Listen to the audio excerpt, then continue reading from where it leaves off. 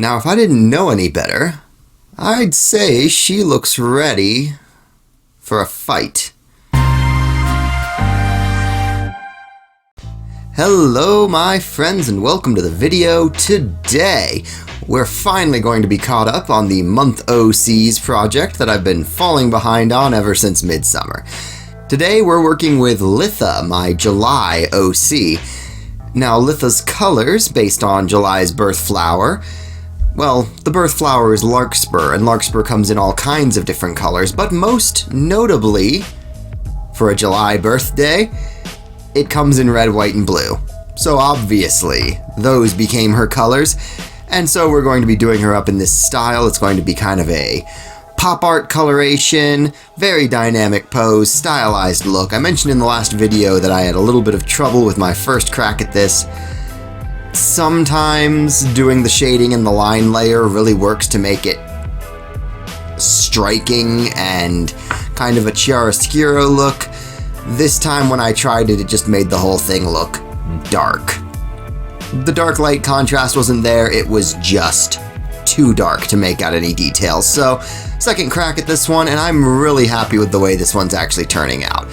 Have this kind of flying leap pose and position, and just ready to essentially bring the beat down.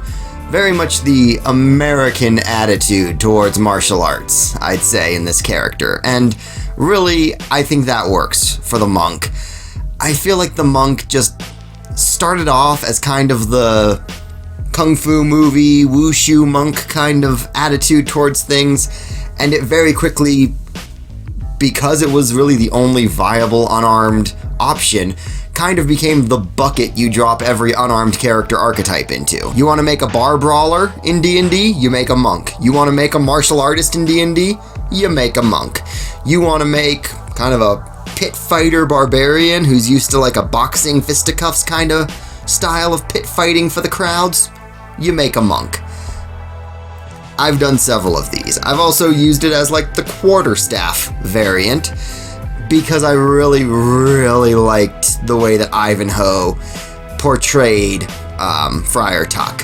Friar Tuck is just such a full, interesting character in Ivanhoe. Like, honestly, I'd put it up there with Robin Hood Men in Tights in terms of just bringing off some characterization. And I know Robin Hood Men in Tights is a comedy, but even in a comedy, Mel Brooks stepped into his own movie and brought some delightful character work, right? And he made it characterful. He made it an interesting character to interact with in the plot.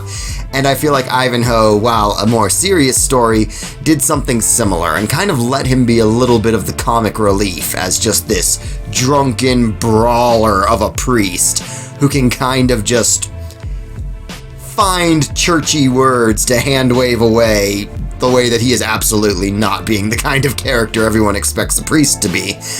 And it was just so much fun, and I had to roll him into an NPC in one of my recent campaigns that I've been running, just because it's that kind of fun, and Monk works for that.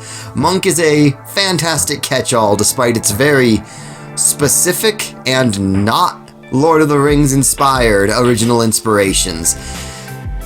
The Kung Fu Monk fits the typical D&D aesthetic about as well as a luchador would, but we're just used to Monk being there, so no one tends to notice or say anything if they do.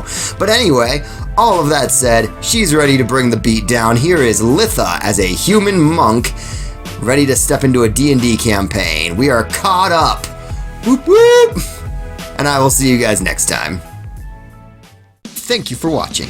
Please share the video with a friend or several friends, and let me know in the comments if there's anything you'd like to see me draw in a future video. Later, y'all!